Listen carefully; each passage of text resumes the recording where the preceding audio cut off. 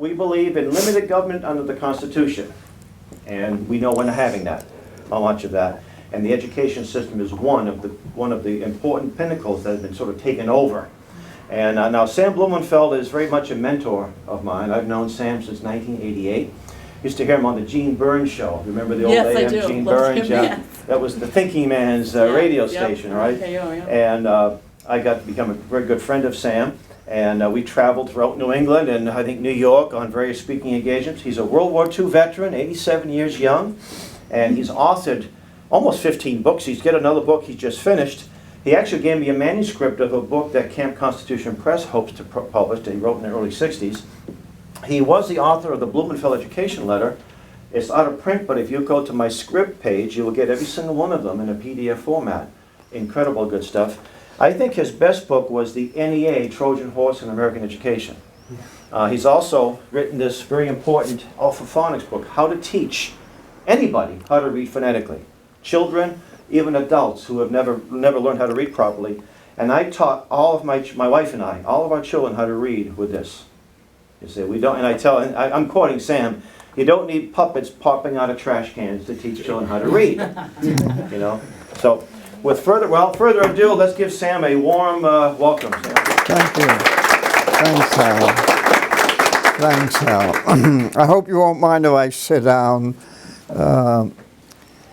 At 87, you have aches and creaks, you know, that sort of thing. But the good thing about being as old as I am and still alive is that I know how things were back in the old days.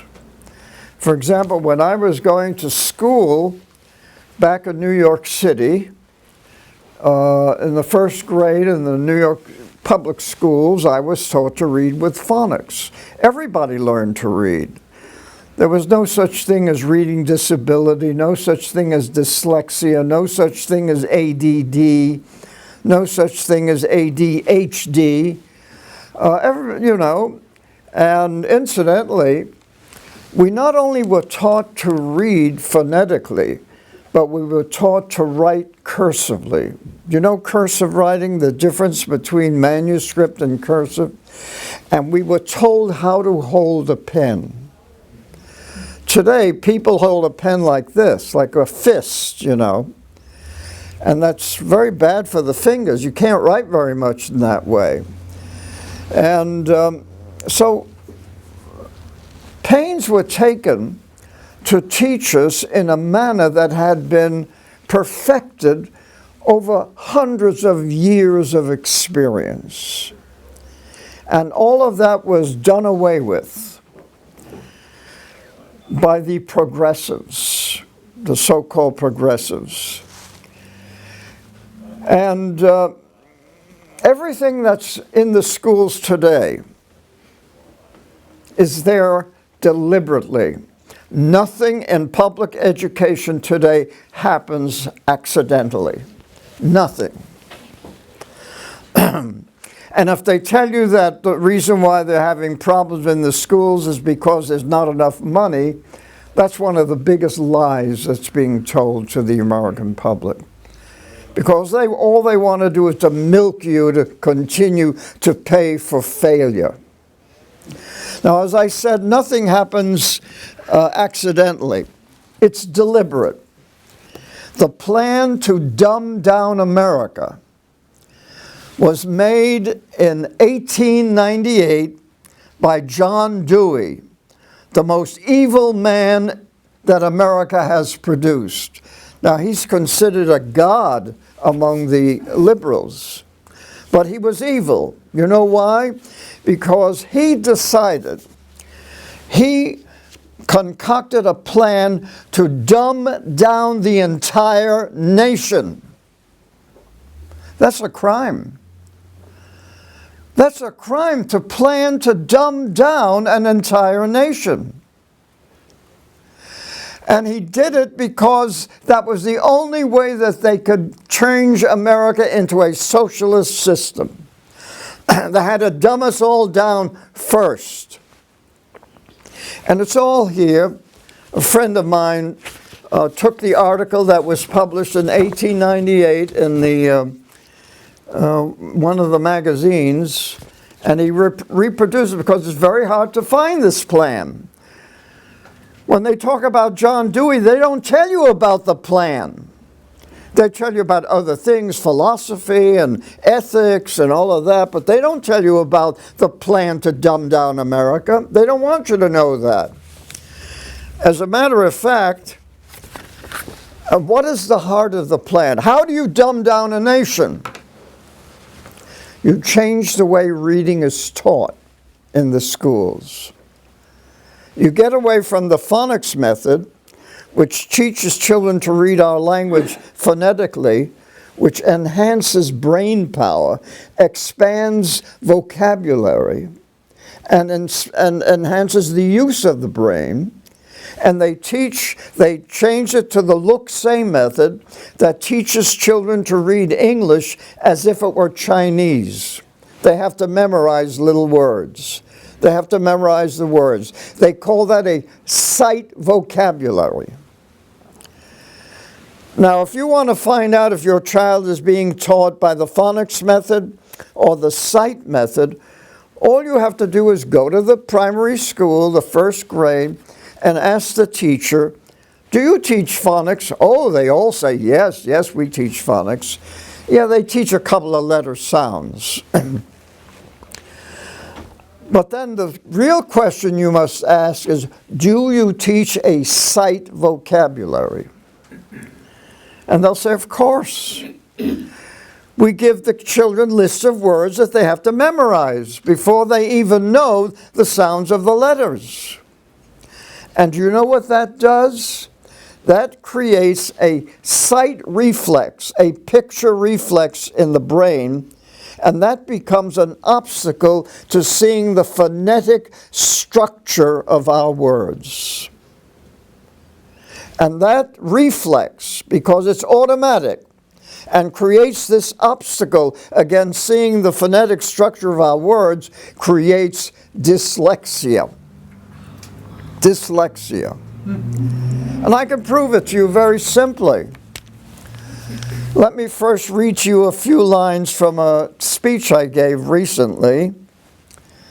I wrote, "The planned deliberate dumbing down of America was started in 1898 by socialist John Dewey with his attack on the primary school's emphasis on teaching children to read. This emphasis sustained the capitalistic, individualistic system, and it produced high literacy whereby the average American could read anything and think for himself." That's the way it was back in those days. You could think for yourself. Dewey wrote in an essay entitled "The Primary School Fetish," this is it, quote, "The plea for the predominance of learning to read in early school life because of the great importance attaching to literacy seems to me a perversion." How do you like that? It's a perversion, this emphasis on literacy. He goes on, "No one can clearly set before himself the vivacity and persistency of the child's motor instincts at this period, and then call to mind the continued grind of reading and writing without feeling that the justification of our present curriculum is psychologically impossible. It is simply superstition. It is a remnant of an outgrown period of history," unquote. What Dewey deliberately ignored was the tremendous language learning faculty that every child is born with, and that teaching a child to read at that early age expands the child's mastery of language, which is the key to academic success. You all know how children learn to speak their own language, virtually, a couple of weeks after birth, they start mumbling and bumbling, and by the time they're 5 years old, they have a speaking vocabulary in the thousands of words, you know. They're very intelligent. You know, these little children feel intelligent because they're learning to speak their language without the help of a certified teacher. They're doing it all by themselves. Isn't that amazing? So they feel very intelligent. But then when they get into a public school and they're taught to read by the look-say method, and they can't learn to read that way, they begin to feel stupid. They begin to feel that they have a learning disability. They don't have a learning disability. It's the teacher who has a teaching disability, you see. Anyway, a different way of teaching reading had to be developed that would lower the literacy level of the American people. Dewey and his socialist colleagues were determined to change individualistic America into a collectivist society. Dewey got his egalitarian utopian ideas from Edward Bellamy's book, a novel, Looking Backward, a fantasy of a socialist America in the year 2000. The book is still being read today in American universities.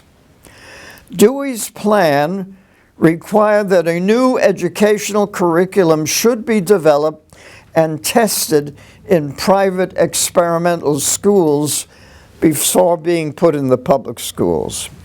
He wrote, quote, "After such schools have worked out carefully and definitely the subject matter of a new curriculum, finding the right place for language studies and placing them in their right perspective, the problems of the more general educational reform will be immensely simplified and facilitated." Now, all of this was being planned by a self-appointed group of socialists who call themselves progressives. They knew that what they were doing was subversive and treasonous. Indeed, Dewey wrote, and this is in the essay he wrote, he said, "Change must come gradually. To force it unduly would compromise its final success by favoring a violent reaction." Well, if what they were planning was so great, why would it cause a violent reaction? Mm-hmm.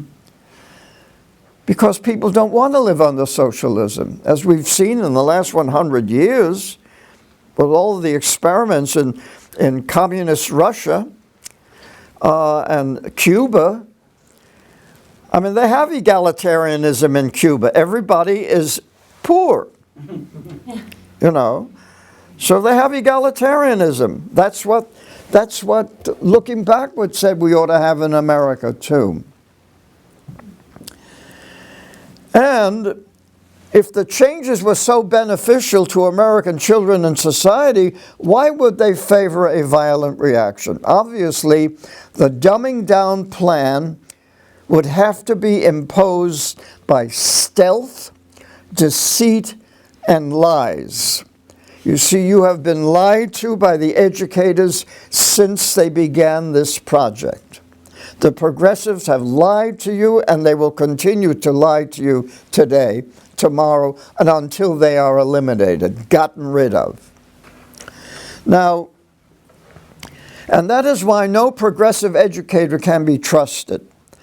They have been told to lie in order to bring about their socialist scheme in our schools. Did they know that their new teaching methods would create reading disability and dyslexia? They found out pretty early at the expense of 4 of the richest boys in America. Believe it or not, John D. Rockefeller Jr. was a great admirer of John Dewey, and he put his 4 sons, Nelson, David, Lawrence, and Winthrop, in the Lincoln School, one of the experimental schools called for by Dewey. Rockefeller donated over $3 million which is worth God knows how many today. This is in 1920 dollars. He donated $3 million to the Lincoln School. The result? All 4 boys became dyslexic. But of course that didn't stop the progressives from implementing their plan. So they saw that it created dyslexia. And that's what they wanted. They said, this is perfect. We're producing, even the richest boys in America can't read now, you know. Incidentally, when Nelson was governor of New York, he wrote in the Reading Teacher of March 1972, quote, I appreciate the opportunity to make some observations on the importance of reading, for I am a prime example of one who has had to struggle with the handicap of being a poor reader while serving in public office. Can you imagine that? A functional illiterate is governor of the state of New York, and he could have been president too, you know. He writes, on many occasions upon confronting an audience, I have elected to announce that I have thrown away my speech in favor of giving the audience the benefit of my spontaneous thoughts. And usually I have added, besides, I went to a progressive school and don't read very well anyhow. So he knew that school had causes dyslexia. This, of course, this is him speaking. He says, this, of course, is a trial to my very able speechwriter, as well as a libel upon all the devoted teachers and professors who saw me through the years of my formal education. You see, he's not capable of criticizing these teachers who turned him into a dyslexic. You see, he can't do that. Because if he did that, that would make headlines. He goes on, he says, it is also usually a rather popular device to communicate with the audience on a much more intimate basis, but the truth is that it serves primarily to cover the fact that I really wish I could do a better job of reading a speech or other public statement. Millions of American illiterates do the same thing every day in America. They do everything in their power to hide their illiteracy. And they're very clever. They devise all sorts of names. I know of one illiterate who used to carry a newspaper under his arm all the time to give the impression that he could read, you know. And that was his statement. Well, as you know, Nelson Rockefeller was vice president under Ford. In other words, a functional illiterate was a heartbeat from becoming president. Now, David Rockefeller, the great banker, in his memoirs he writes, quote, it was Lincoln's experimental curriculum and method of instruction that distinguished it from all other New York schools of the time. Father was an ardent and generous supporter of John Dewey's educational methods and school reform efforts. Teachers College of Columbia University operated Lincoln with considerable financial assistance in the early years from the General Education Board, that is the Rockefeller Foundation, as an experimental school designed to put Dewey's philosophy into practice. Lincoln stressed freedom for children to learn and to play an active role in their own education. But there were some drawbacks. In my case, I had trouble with reading and spelling, which my teachers, drawing upon progressive educational theory, did not consider significant. They believed I was simply a slow reader and that I would develop at my own pace. In reality, I have dyslexia, which was never diagnosed, and never received remedial attention. Can you imagine that one of the richest men in America can't afford remedial tutoring? As a result, my reading ability as well as my proficiency in spelling improved only marginally as I grew older. All my siblings, except Babs and John, had dyslexia to a degree. Babs and John went to a regular school, so they never became dyslexic. But all the boys in the Dewey School became dyslexic. But you see, there's something strange that goes on in the minds of these people. They cannot attribute evil to what has been done to them. They cannot look at those teachers who are so sweet and so kind and say they are evil because they have destroyed my ability to read. And even today, one of the reasons why people like Bill Gates and his wife spend all this money trying to reform education, they never talk about the reading problem. Why? Because they cannot believe that teaching professionals would deliberately create reading disability. It's just beyond their belief. In other words, it's easier to believe a credible lie than an incredible truth. It's simply incredible to believe that the entire education system is devoted to destroying the brain power of the American people. They can't believe it. So they assume that there's something wrong with the kids. It's the kids' fault. They're not smart enough, they're not brought up well enough, maybe the parents are not raising them well enough. It's the kids' fault. The kids develop attention deficit disorder, ADD, and what is our solution for that problem? Drug the little bastards. Drug them. So now the pharmaceutical industry is involved in maintaining the fiction, maintaining this lie, this deception, that it's the kids' fault and the parents' fault and not the educator's fault. That's why it's so important for what I am doing and trying to bring to you this knowledge that it's planned. And the plan has worked out very nicely. Let me, for example, here's a magazine some of you may have heard of. It's called Collier's.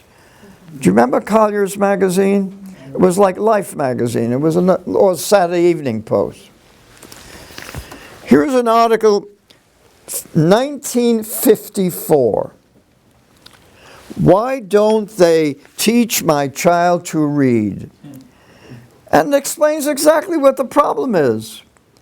Reveals the differences between the look-say method, the Dick and Jane method, and the phonetic method. The magazine does it all. 1954. A year later, Dr. Rudolph Flesch came out with his book, Why Johnny Can't Read. Do you remember that book? What did he say in that book? He said the reason why Johnny can't read is because they're not teaching him to read in the proper phonetic way. It's as simple as that. In other words, if we want to cure America's educational problems overnight, all they would have to do is get my book and teach every kindergarten first grader to read with alphaphonics. That would do it. Very simple. The cure is so simple, that's why nobody can believe it. You know, it reminds me of back in the days when surgery was pretty primitive, and the surgery would be very successful, but then the patient would die of an infection. And they didn't know why this was happening. Well, I think it was one Lister or Pasteur who said, was it Lister or Pasteur? Lister, yeah. Said that the reason why they're getting infected is because you have dirty hands. In other words, all they had to do was wash their hands. Simple solution to a horrible problem. Well, it's the same with our educational problem today. You see, if they taught every child to read with phonics in the first grade, then they have to get rid of the whole dumbing down system because the kids will be able to read. And they're not going to sit there and read all of this garbage that they're being given by the schools these days. You know, all these books on global warming, you know. They'll be able to read history and science and every good book, just as I was when I was going to school. You know, when I learned to read, I haunted the library. My parents were immigrants from Poland. They had no education. There was no library at our home.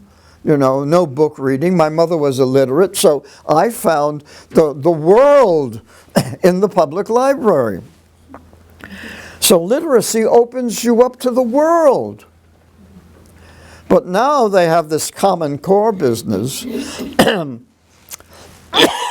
And the purpose of Common Core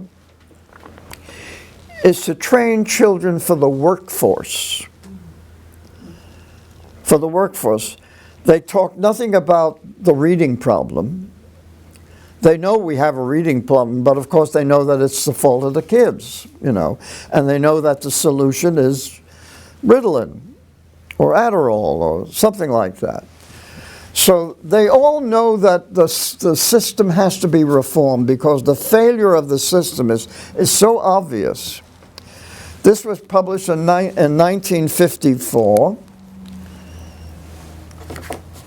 U.S. News and World Report was talking about school reform in 1996. Dumb and Dumber.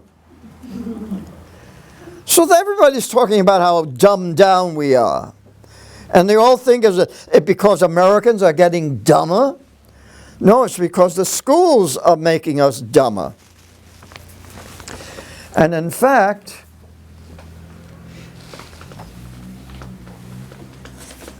we get up to 1993, that's, what is this? This is 96. 90 million Americans, adults, can barely read or write. 90 million. This is a survey done by the government. 90 million Americans can barely read or write.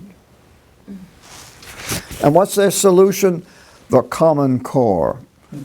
Increase the standards. Make the standards more difficult. Well, if you can't read, what good are the standards? You know, what you need are good programs, not good standards. I mean, we had standards back in the days when I was going to school. I mean, it was so obvious. The standard was to create a literate human being, and we knew how to do it. It was no big mystery. Last night I was watching something on TV about teaching. There was this special on CBS trying to encourage young people to teach. And there were a lot of scenes of today's classrooms. And I've never seen anything messier, more chaotic than today's classrooms. Kids are seated around tables, they're talking to one another. The teacher is no longer a teacher. She is now a facilitator.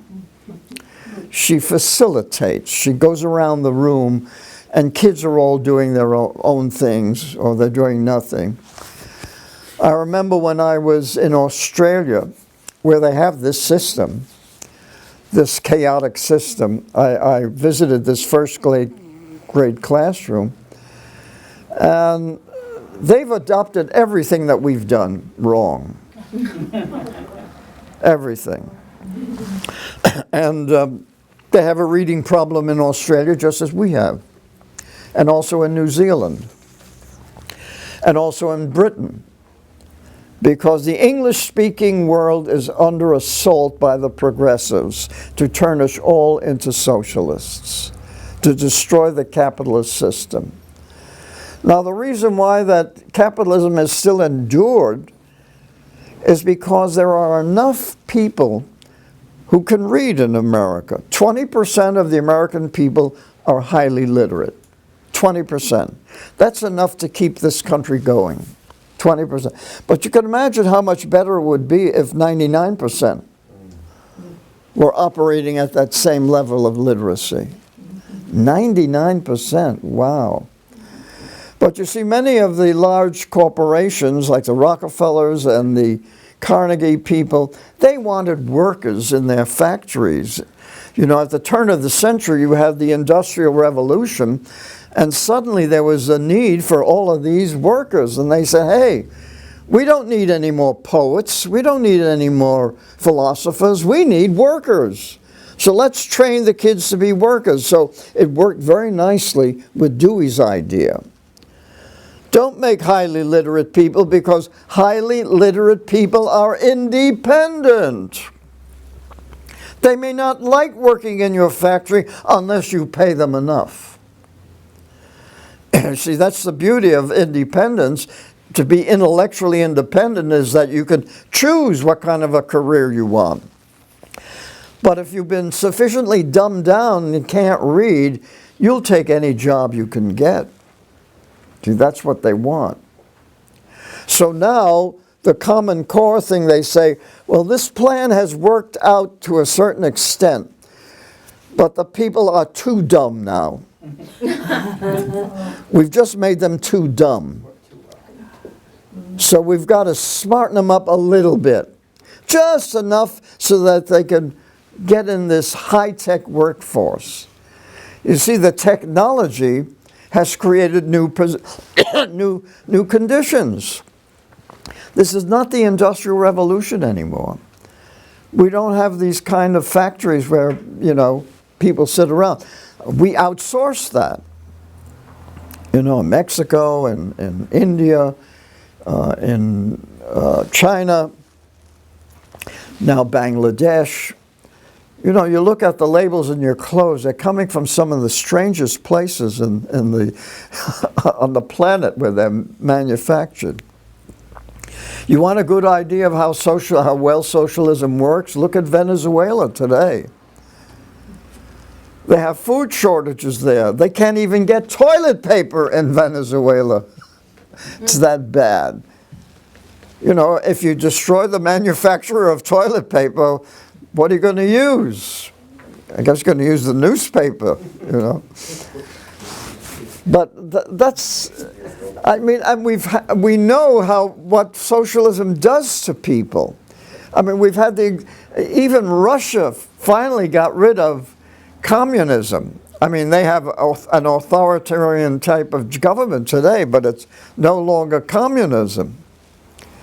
And in fact, I listened to one commentator who was comparing Obama, who is a socialist, by the way, and there's a very good book on him, on his socialism. It's called The Radical President or something like that, in which he gives the entire socialistic background of Obama. Obama's mother hated America, you know, and he got his hatred of this country from her. And when he and his wife took over, they wanted to continue changing America. Well, America had been so dumbed down that they elected them into office. And now so many people are on the federal dole. Even the Boston bombers were living off the taxpayer. From day one, the day they landed, to the day they finished bombing the marathon. And where is the security that we have? 9/11, we have this, what is it, the NSA, that's supposed to be monitoring everybody on Earth. And yet they let 19 of the hijackers fly all over America, rent cars, stay in hotels, take flying lessons, and they couldn't put two and two together. And I remember reading about one of the airline clerks at Logan Airport. When this guy came to his desk for his boarding pass, He looked at this guy and he said, "That's not good." But he dared not stop him because they were afraid of being sued, you know. So he got on board that plane. He killed not only everybody on the plane, but plowed into the Trade Center in New York and killed about 3,000 people. You know, the 4 hijacking planes. They got away with that. Can you imagine? This was a plan that was in operation for months and months, and these guys were traveling all over and taking flying lessons, and our country didn't have a clue. And then what about the bombers in Boston? You know, a year and a half before the bombings took place, there was a horrible murder in Waltham, the town where I live. 3 young men in their early 30s were killed. This occurred on the 10th anniversary of 9/11. They had their throats slit. It was in an apartment. They were all into marijuana. They had their throats slit, almost decapitated. $5,000 was thrown all over the place. Marijuana was thrown all over the place. And when the bodies were discovered by one of the girlfriends, and she screamed when she saw this mess. And each body was in a different room, by the way, which showed that the person who did it knew the people there and had access to the apartment. Well, it turned out that one of the men who was murdered was the best friend of the Boston bomber. The best friend. And our government had been warned about him by the Russians. The Russians warned us about that man. And it turns out that he was responsible for the murder of those 3 men in Waltham. Well, you know what the Waltham police said? Oh, this is a drug job.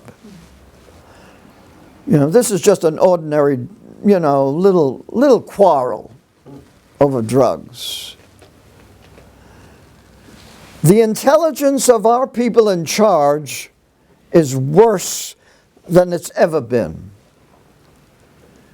They're not intelligent. They don't use their minds. They don't analyze anything. I mean, why are they collecting millions of phone calls and phone numbers and all of that? They don't know what to do with them when they have them. They say that they've prevented terrorist attacks, but they don't tell us which ones have been prevented. The ones that we know were prevented were done by people on airplanes, like the shoe bomber or the underwear bomber in Detroit, and a few others like that were done by and the Times Square one. Here was a car in Times Square loaded with explosives, and the man was a street vendor who saw smoke coming out of the car and stopped that conflagration. So the people in charge, in the Obama administration, you've got rank amateurs running the United States of America, and they're running us to the ground. I mean, this man, he lies through his teeth.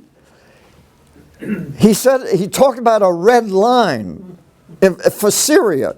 You all heard that? He mentioned it several. Now he says, "Oh, I never said red line. The world said red line." I guess he's preparing to make some kind of a decision. We don't know what kind of a decision he's going to make. But he may very well start World War III. We don't know. This guy hasn't a clue. Why? Do you know what his profession was before he became a state senator? He was a community organizer. You have to be a socialist in order to be a community organizer, because that whole job was created by Saul Alinsky, the communist in Chicago, who said you need community organizers to politicize the illiterates, politicize the underclass. You see, that's why he won the election. Obama knew how to get the underclass, the illiterates, to the polling booths. He gave them free cell phones, he gave them money. God knows what else, what kind of gifts were given to these people, because these people generally are not interested in politics. I mean, they've been dumbed down beyond belief. I mean, they're idiots. And we support them now, you know, all on the dole. And it's the 45% of working Americans who are now paying for all of this. Because in the last election, it was shown that the majority, which includes the dumbed down, the illiterates, and the underclass, now are in the majority. And if you get them to the polls, and as a community organizer, that was Obama's job in Chicago. So he was a professional community organizer in Chicago, and he applied those same techniques when he became president. That's why he's continually campaigning. You know, he's always in a campaign mode. He's never being presidential.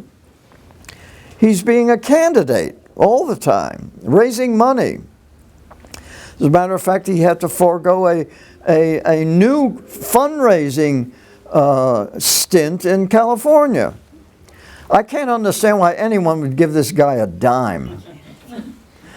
But it shows you that not only have the dumb gotten dumber, but the smart have gotten dumber. And we also know that from the SAT scores. Because if you look at the SAT scores, the number of people, the number of students who now score at the highest level is half of what it was, say, in 1970. And the number who score at the bottom has doubled. So the smart are getting dumber, and the dumb are getting dumber. And all of this is contrived by John Dewey and friends, and of course it's going on today and will continue as long as the American people tolerate it. Now, what can we do about it? I've just completed writing a new book, which I hope will be published soon. The title of the book is How Liberal Utopians Have Turned Public Education into a Criminal Enterprise. If that doesn't wake up people, I don't know what will. But you see, we also have to awaken us smart people. You know, we've got to be moving, because they are taking this country away from us faster than we can stop them. You know, that's the problem. And how do we organize to stop them? Well, one of the ways, of course, is to join the John Birch Society. I have to say that, you know, for Hal. But another way, of course, is to get those people out of Congress. You see, there are 535 people. The President, the House of Representatives, the Senate, and the Supreme Court, who rule 300 million people. And they are doing the lousiest job possible. I mean, I can't think of a dumber crowd than those who now run America. Take, for example, Markey. Have you heard of Markey, the congressman who was elected senator? Here's a guy who was he ran an ice cream truck, I think, or his father did, or something like that. But he's a senator now. I mean, we've got nitwits there, and also ideological nitwits. I enjoy watching some of these, on C-SPAN, some of these congressional hearings. And take, for example, look at the IRS. The IRS has become a political organization. They're not interested in you as a taxpayer. They're only interested in creating socialism. So she takes the Fifth Amendment. The woman in charge who is responsible for doing all of this damage to the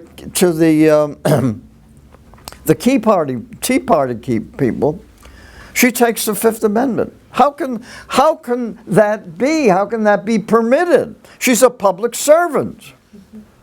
That ought not to be permitted, and that's because we permitted the unionization of public employees. That's one of the worst mistakes ever made in America. And it was the Kennedy administration that got it started. And the reason why John Kennedy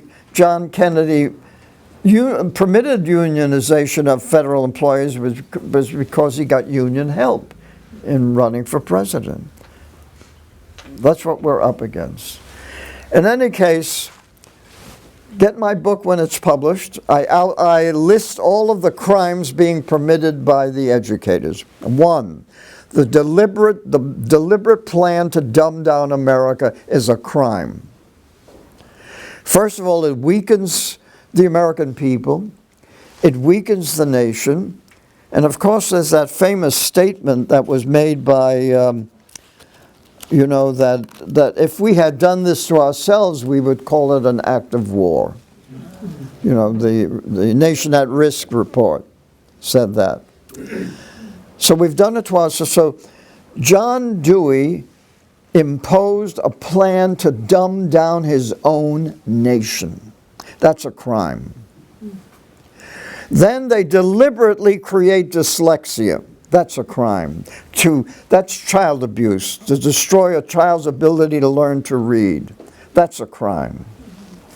Then they also create this ADD and ADHD. Why does a child become ADD? Because if they can't learn to read, they act up in the classroom. And when they act up in the classroom, they're told by the teacher, we've got to drug your child or he can't attend school. That's a crime to do that to children. Child abuse is a crime. Then they also contribute to the delinquency of minors with pornographic sex education, giving out condoms in schools. You don't think that contributes, that tells the kids to use them? And that contributes to the delinquency of minors. It contributes to unwed motherhood, pregnancies, abortions. What are these poor girls doing, And of course, their lives are ruined if they're going to have a child out of wedlock.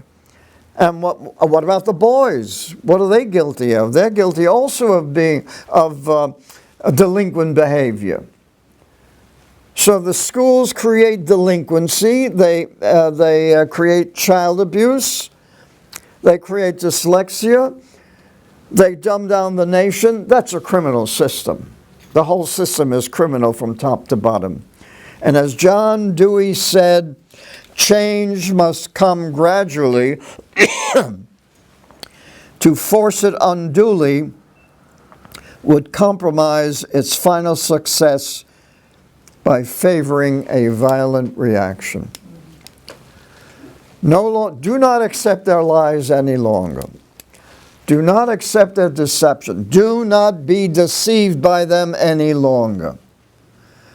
The system is lying to you from top to bottom, and the only way to, first of all, get your kids out of the system.